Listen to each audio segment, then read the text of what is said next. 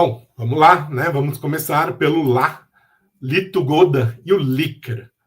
O líquer é o nosso corpo físico, é a carne que nós tocamos, tá? Quando nós tocamos o nosso irmão, quando nós tocamos a pessoa que amamos, ou até o nosso inimigo, nós estamos tocando imediatamente o seu líquer, tá?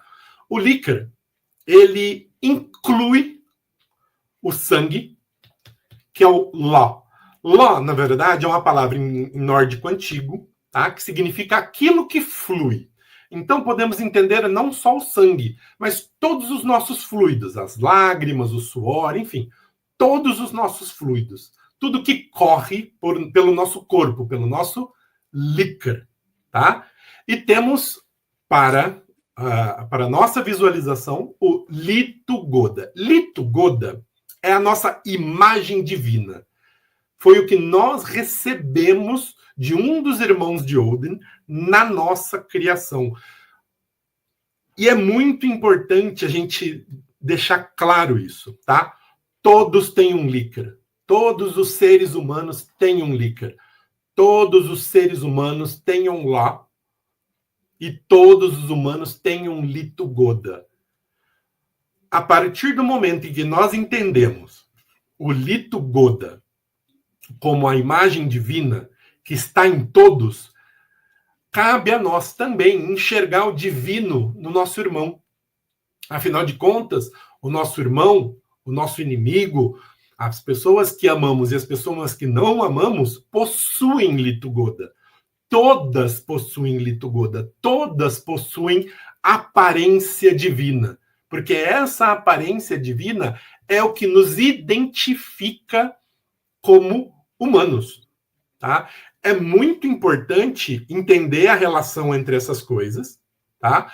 Porque a nossa aparência, por mais distinta que ela seja, tá? Cor de pele, tamanho das nossas feições, tamanho dos nossos órgãos, tamanho dos nossos... Tá? Essas coisas que nos diferenciam, todas elas são representação do divino. Então temos que enxergar no próximo sempre uma representação do divino também. Ok? É muito importante entender isso como um presente direto, né, do divino.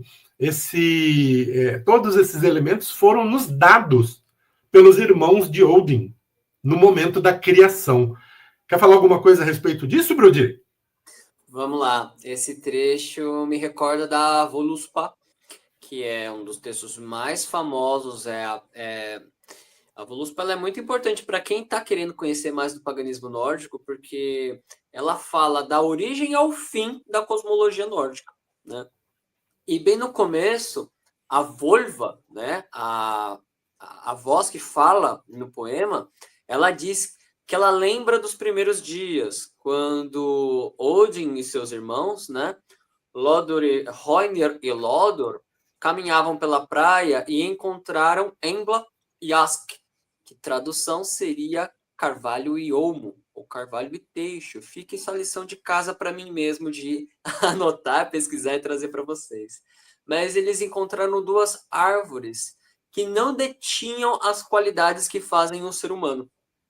Então eles presentearam, concederam qualidades.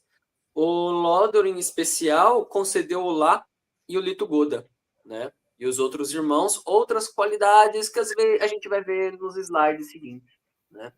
Então, é interessante pensar que o líquor, o corpo em si, já estava lá, mas foi dado qualidades de uma forma, talvez como uma metáfora, que um artesão pega a matéria-prima e talha e começa a dar contornos, começa a pintar, a dar forma, a dar vida, né?